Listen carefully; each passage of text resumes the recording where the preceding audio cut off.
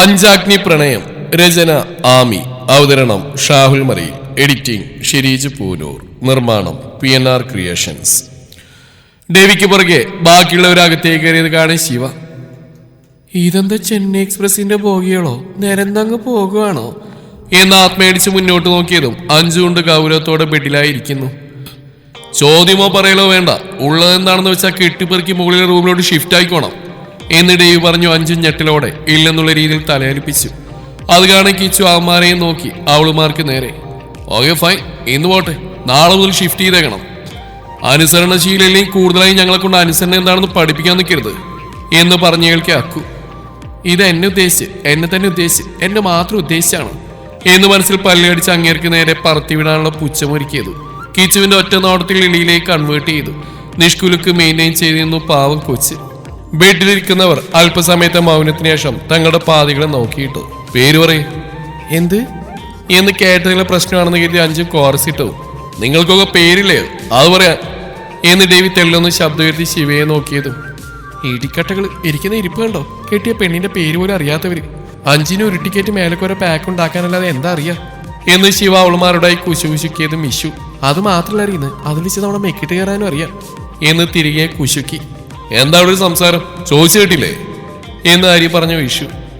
ഇങ്ങോട്ട് വായിൽ നാക്കുണ്ടായിരുന്നോ എന്ന് ആത്മയടിച്ചതും ശിവ ദേവിയുടെ നോട്ടത്തിൽ.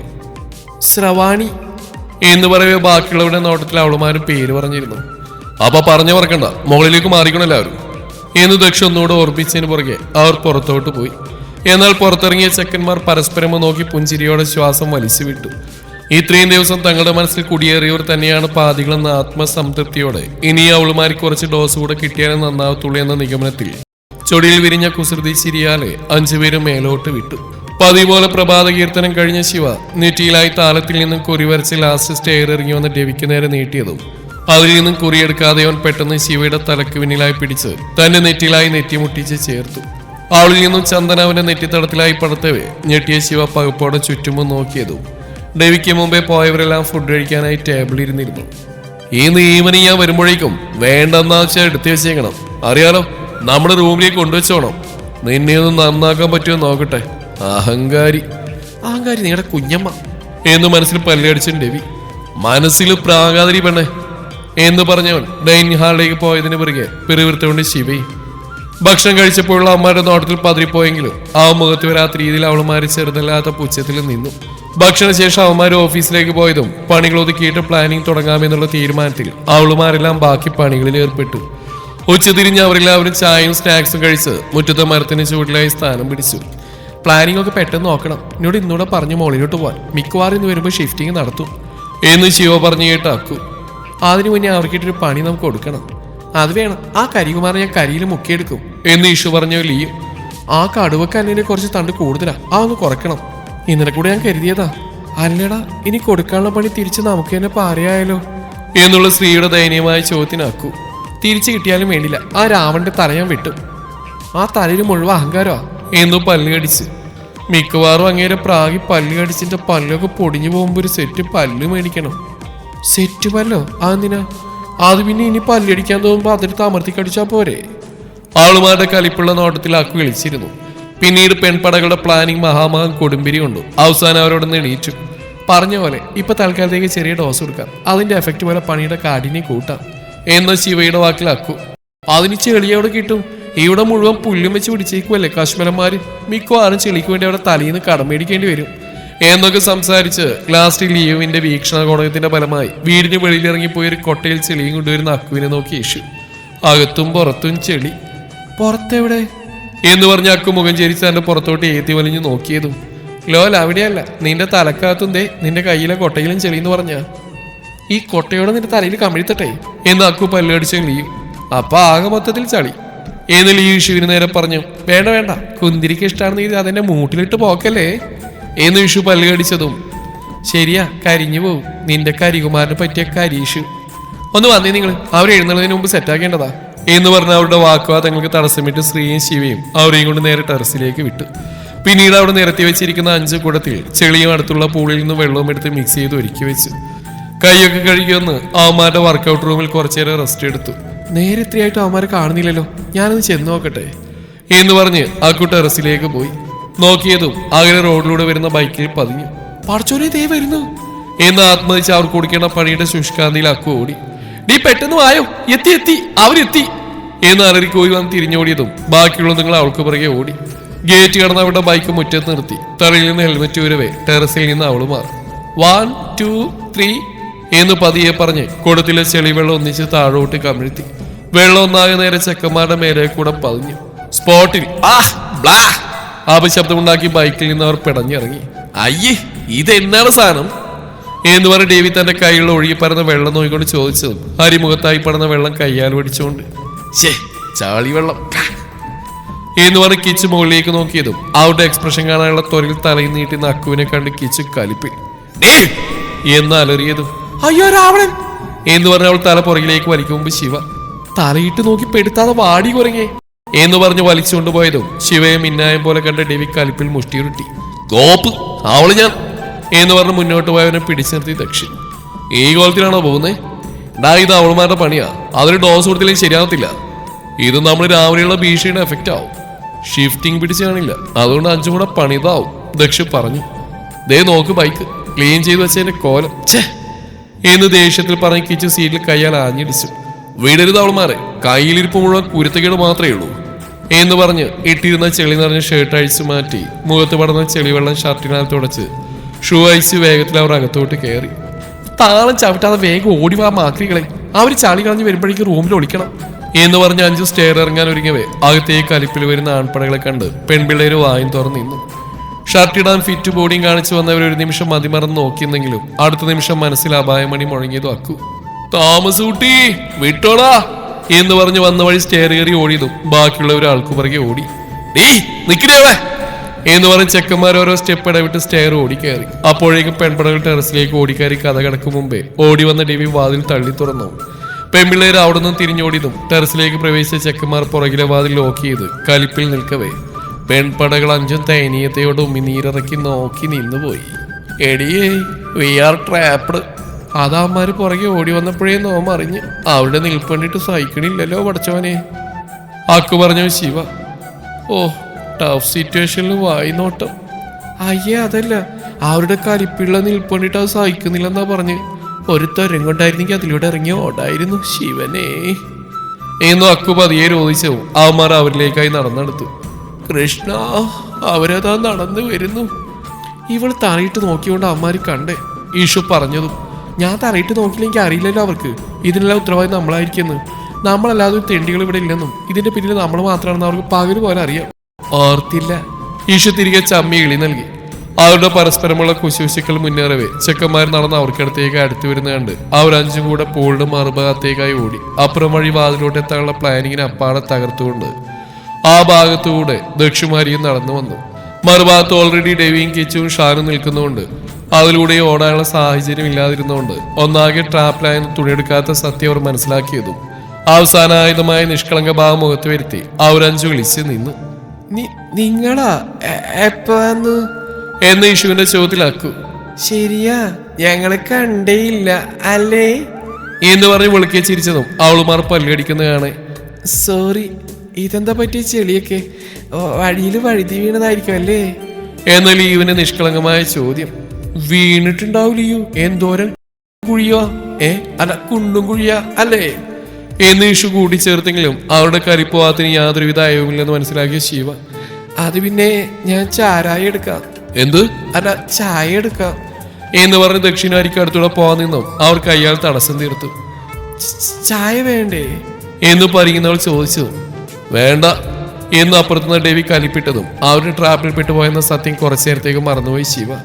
നിങ്ങളോട് ചോദിച്ചില്ല മിസ്റ്റർ എന്ന് പറഞ്ഞ് പല്ലടിച്ചതും ഡേ എന്ന അറച്ചിലാണ് കൊച്ചിന് ബോധം വന്നത്. കൃഷ്ണ എന്നുള്ള ആരെ വിളിച്ചവൾ. അത് പിന്നെ അറിയാതൊരു ഫ്ലോയില്. നിന്റെയൊക്കെ ഒരു ഫ്ലോ ഞാനങ്ങ് നിർത്തുന്നുണ്ട്, ഇങ്ങോട്ട് നീങ്ങില്ലടി എന്ന ഗർജനത്തിൽ കൂട്ടി സ്പോട്ടിൽ പെൺപടകൾക്കടുത്തായി വന്നു നിന്നു. സ്പോട്ടിൽ അങ്ങേരെ മനസ്സിൽ തെറിയും വിളിച്ചു. എന്നതാ നിങ്ങൾ 5 വരി ചെയ്തു വെച്ചേക്കുന്നത്? പറയ്, എന്നതാ ശിവ ഇത് എന്നറിയില്ലെന്നുള്ള രീതിയിൽ തോളുയർത്തിയതും കിച്ചു ബാക്കിയുള്ളവരോടായി. നിങ്ങൾക്കും അറിയില്ലേ എന്താണെന്ന്? കോറസ് പോലെ അവർക്കറിയില്ലേ ഞങ്ങൾക്കറിയില്ല എന്നുള്ള രീതിയിൽ കണക്കിൽ തോളുയർത്തി. അതോടെ അജിന്റെയും മുഖം കടന്നലൂത്തി കണക്ക് ചുമന്ന് വന്നു. അറിയിച്ചു തരാം ഞങ്ങൾ, ഇങ്ങോട്ട് നീക്ക്. ദക്ഷിന്റെ ഉയർന്ന ശബ്ദത്തിൽ അവർ പരിങ്ങളോടെ നിന്നു. ഇങ്ങോട്ട് നീങ്ങിക്കളി എന്ന ഡേവിയുടെ ഗർജനത്തിൽ പെൺപടകൾ സ്പോട്ടിൽ അവർക്ക് മുമ്പിലായി നിരന്നിരുന്നു. എല്ലാം ചെയ്തു വെച്ചുള്ള നിൽപ്പുണ്ടില്ല അഞ്ചിന്റെ. ഷാൻ കരിപ്പിട്ടതും മുഖം കുനിച്ച് നലിയും പതിയെ മിഴികൾ മാത്രം ഉയർത്തിയതും ഷാനിന്റെ നോട്ടം കണ്ട് ഉയർത്തിയ മിഴികൾ അതിലും കൂടുതൽ ഉയർത്തിയ ആകാശത്തേക്ക് നോക്കി നിന്നു. എന്തായിരുന്നു നിങ്ങളുടെ ഉദ്ദേശം? നിങ്ങളെ തലക്കുന്ന ഓളമുണ്ടോ? ഹരി കത്തിക്കയറി.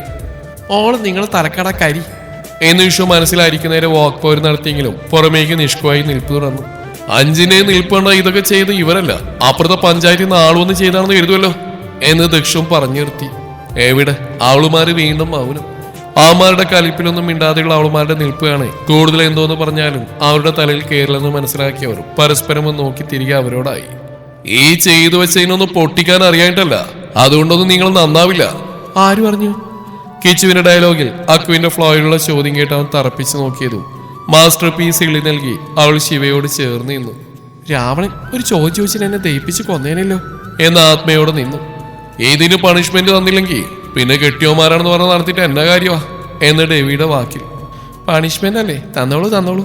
എത്രയെത്ര പണിഷ്മെന്റ് തണലിൽ വെച്ച് യശോദാമയുടെ കയ്യിൽ നിന്ന് മേടിച്ചു കൂട്ടിയേക്കുന്നു. നമ്മളോടാ ബാല എന്നലയിൽ പുച്ഛിച്ച് മുഖം തിരിച്ച് ശിവയെ കണ്ട് ഇവള ഞാൻ എന്ന് മനസ്സിൽ പറഞ്ഞ് ദേവി പല്ല് കടിച്ചു. പണിഷ്മെന്റ് എന്തിനാ തരുന്നേ? അതിന് ഞങ്ങളായി ഇത് ചെയ്തതിന് തെളിവൊന്നുമില്ലല്ലോ. ഏകൈൻ അക്കുവിന്റെ ലോജിക്കില്ലാത്ത ചോദ്യം. ഏതൊക്കെ മനസ്സിലാക്കാൻ തെളിവ് വേണ്ട, മിനിമം വെളിവ് മതി. അതിന് നിങ്ങൾക്കതില്ലല്ലോ. ഇത്രയും ചെയ്തു വെച്ചിട്ട് ഒരെണ്ണത്തിന് പേടിയില്ലല്ലോ, നിൽക്കുന്ന നിൽപ്പ് കണ്ടില്ലേ എന്നുള്ള ഷാനിന്റെ വാക്കിൽ. ആര് പറഞ്ഞു പേടിയില്ലാന്ന്? ഈ കോലത്തിൽ കണ്ടിട്ട് പേടിയില്ലാന്നേ ഉള്ളൂ. നിങ്ങൾ ചെളിയൊക്കെ കളഞ്ഞു വന്ന് നോക്ക്, പേടിച്ച് ബോധം പോകാൻ അത് മാത്രം മതി എന്ന് പറഞ്ഞ് ലീവ് അടക്കി ചിരിച്ചു. ഞാഞ്ഞൂലിനു ശീൽക്കാരോ എന്ന് പറഞ്ഞ് ഷാ ലീവിനടുത്തേക്ക് വന്നു. വിറച്ചുപോയി ലീവ് തന്റെ മുന്നിലേക്കായി സ്ത്രീയെ വലിച്ചു നിർത്തി അവൾക്ക് പുറകിലേക്ക് വലിഞ്ഞു. ഇവളുമാരോട് വായിട്ടലച്ചിട്ട് കാര്യമില്ല, വേണ്ടെന്നാണെന്ന് വെച്ചാ കൈയോടെ കൊടുത്തേക്കാം എന്ന് ദക്ഷു പറഞ്ഞു കേട്ട് അവന്മാര് പരസ്പരം നോക്കി കണ്ടാൽ പലതും പറയവേ. ശിവ, ഒരു ഡിസ്കഷൻ കഴിയുമ്പോഴേക്കും നമുക്ക് മുങ്ങിയാലോ എന്ന് അക്കു കുശൂശിക്കിയതും. മുങ്ങിയാ മുട്ടുകാരെ ഞാൻ തല്ലിയൊടിക്കും എന്ന് കിച്ചുവിന്റെ ഗർജനത്തിൽ അക്കു. ഇങ്ങയുടെ ചെവിക്ക് ഇത്രയും പവറോ എന്ന് സ്വയം ചോദിച്ചതിന് ശബ്ദം കുറച്ച് കൂടിപ്പോയതും.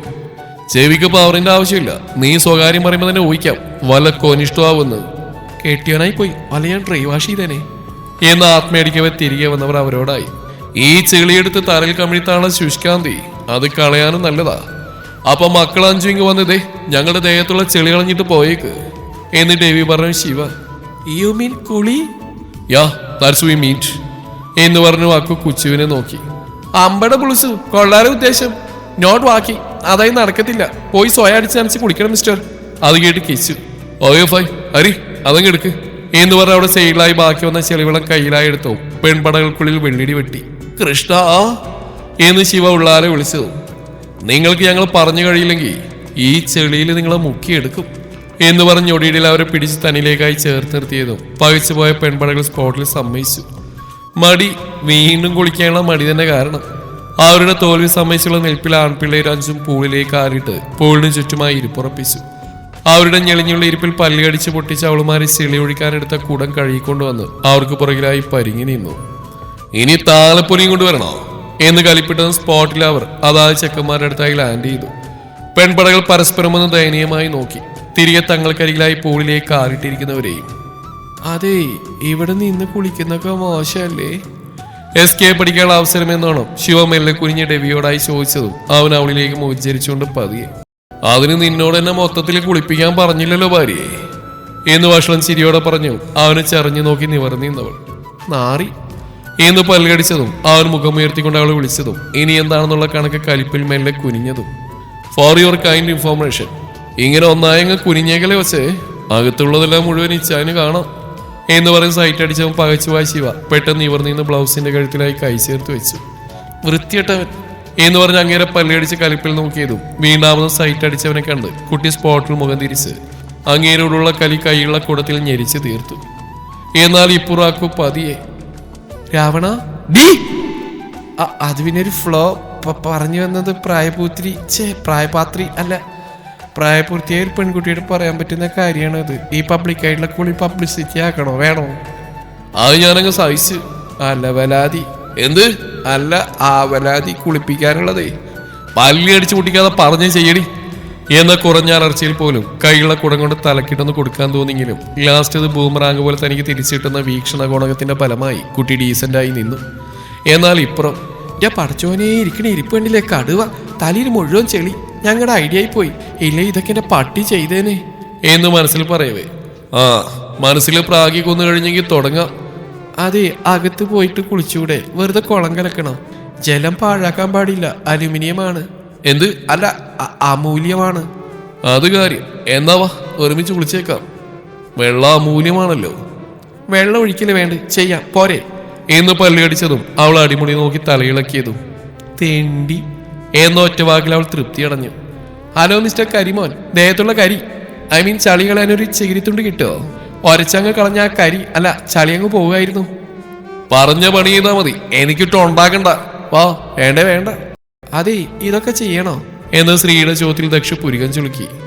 എനിക്ക് കുളിച്ചേ ശീലമുള്ളൂ കുളിപ്പിച്ച ശീലമല്ല അതാ ഞാൻ പൊക്കോട്ടെ എന്ന് പറഞ്ഞ സ്ത്രീ നിഷ്കളങ്കത ഉണ്ടാക്കിയ നോമാണെന്ന കണക്ക് നിന്നു. ഇങ്ങനെയൊക്കെയല്ലേ അങ്ങ് ശീലാവുന്നു. ലൂപ്പോൾ ഉണ്ടാക്കാൻ നിൽക്കാതെ വന്ന് വെള്ളം കോരി ഒഴിക്കടി. വെള്ളമല്ല കാട്ടാളാ കാടി വെള്ളം വേണം ഒഴിക്കാൻ എന്ന് പല്ലുകടിച്ച് ആത്മയടിച്ചു. അഞ്ചു രക്ഷപ്പെടാൻ ഒരു മാർഗമില്ലെന്ന തുണിയെടുക്കാതെ സത്യം മനസ്സിലാക്കി പൂളിനടുത്തായി മുട്ടിലിരുന്ന് കുടം വെള്ളത്തിലായി മുക്കി നിറച്ചെടുത്തു. വെള്ളം നിറഞ്ഞ കുടാക്കു തലയിൽ വെച്ച്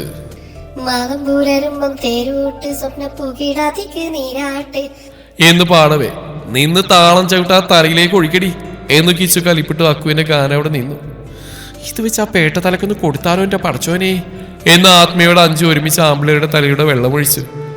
5 പേരും 5 കുടം വെള്ളം വീതം തലയിൽ കമിഴ്ത്തിയതും അതൊന്നും പോരെന്ന കണക്കിലിരിക്കുന്ന ചെക്കന്മാരെ കണ്ട് കലിയിളകി. എന്തെങ്കിലും വിളിച്ചോ? ഏയ് രാജാവേന്ന് വിളിച്ചതാ. പറഞ്ഞു വന്ന് ഇനി വെള്ളം കോരി ഒഴിച്ചാൽ നിങ്ങളൊക്കെ തേഞ്ഞു കേട്ടോ. മതി ഹാവൂ സദാമാനം എന്ന് 5 നെടി വീർപ്പിട്ട് എണീറ്റതും. അല്ല എവിടെ പോണു? വെള്ളം കോരി ഒഴിച്ചാൽ മതി എന്നാ പറഞ്ഞ്. മക്കളിത് ഈ ചെളിയൊക്കെ നന്നായിട്ടൊന്ന് ഉരച്ച് കളഞ്ഞിട്ട് പോയാ മതി. മഹിഷ്മതി ക്ഷമിക്കാനുള്ള ശക്തി തരൂ. ആത്മാസ് ഓഫ് പെൺപടകൾ ഒരച്ചു കളഞ്ഞിട്ട് ഇവിടുന്ന് എണീക്കുക എന്നുള്ള അമ്മമാരുടെ കട്ടായം കണ്ട് ഇതങ്ങനെ വിട്ടാൽ ശരിയാവില്ലെന്ന കണക്ക് പെൺപടകൾ പരസ്പരം കണ്ണു കാണിച്ച് കുടിലതയോടെ ചിരിച്ചു. പിന്നീട് അവർ 5 അവർക്ക് പാതികൾക്കടുക്കലായി മുട്ടിലിരുന്ന് അവരുടെ കാതോട് മുഖമടുപ്പിച്ച് പതിഞ്ഞ സ്വരത്തിൽ ഇച്ചായ എന്ന ശിവയുടെ വിളിൽ ഞെട്ടിലോടെ ദേവി തിരിഞ്ഞു നോക്കി. കിച്ചു ദക്ഷ് ഷാനിക്ക ഹരിയേട്ടാ എന്നെല്ലാം വിളിച്ച് ദേവിയെ പോലെ ബാക്കി 4 കിളി വർത്തിയുള്ള പെൺപിള്ളേരുടെ വിളിയിൽ അവർ മിഴിച്ചു നിന്നു. ആദ്യമായിട്ടാണ് അവരുടെ വായിൽ നിന്ന് തങ്ങളുടെ പേര് കേൾക്കുന്നത്. അതും സ്വീറ്റ് വോയിസിൽ. പകച്ചു പണ്ടാരടങ്ങി പോയില്ലേ. മിഴിച്ചിമാൻ പോലും കഴിയാത്തവന്മാർ അവരെ പരിസരം മറന്ന് നോക്കിയെന്നും ഉള്ളിൽ ചിരി പൊട്ടിയവളുമാർ നോട്ടം മാറ്റാതെ പതിയെ ചെളികളയാണെന്ന വ്യാജേന അവരുടെ കയ്യിലൂടെ കൈ ചലിപ്പിച്ചതും അവരുടെ ഉള്ളാകെ വിറയിൽ കടന്നുപോയി. അവരുടെ കൈ അവന്മാരുടെ കയ്യിൽ നിന്നും കഴുത്തിലേക്ക് തെന്നി നീങ്ങവേ വെട്ടി വീർത്തു പോയന്മാർ മിഴികൾ ഇറുക്കി അടച്ചു. ഇനി അവരുടെ സ്പർശനം നീണ്ടുപോയാൽ മനസ്സിന്റെ കടിഞ്ഞാൽ വിട്ടു പോകുമെന്ന കണക്ക് കൂട്ടി. മതി എന്ന് മിഴികൾ വലിച്ചുറന്ന് ഉച്ചത്തിൽ വിളിച്ചു പറഞ്ഞപ്പോഴാണ് ഒരാൾ മാത്രം അല്ല കോറസായിട്ടാണ് അത് പറഞ്ഞതെന്ന് സത്യം മനസ്സിലാക്കി വന്നപ്പോഴേക്കും എന്നാ ഞങ്ങൾ വിട്ട് എന്ന് പറഞ്ഞ അവളുമാർ കഥകുറന്ന് അകത്തേക്ക് ഓടിപ്പോയിരുന്നു. അപ്പോൾ മാത്രമാണ് അവളുമാരുടെ പ്ലാനാണിതെന്ന മറ്റൊരു സത്യം കൂടെ മനസ്സിലാക്കി 5 മുഖത്ത് പടർന്ന ചമ്മൽ മറക്കാനെന്നോണം പൂളിലേക്ക് ചാടി മുങ്ങി നിവർന്ന് മുഷ്ടിയുരുട്ടിയത്. താഴോട്ട് മുങ്ങിയ പെൺപടകൾ ഓടി റൂമിൽ കയറിയപ്പോൾ മുകളിൽ പൂളിൽ നിന്ന ചെക്കന്മാർ അവരുടെ ഈ പ്രവൃത്തി ഹെവി ഡോസ് കൊടുക്കാനുള്ള തയ്യാറെടുപ്പിലാണെന്ന സത്യം പാവം പെൺപടകൾ അറിഞ്ഞിരുന്നില്ല. തുടരും ഈ കഥയുടെ ബാക്കി ഭാഗം നാളെ ഇതേ സമയം.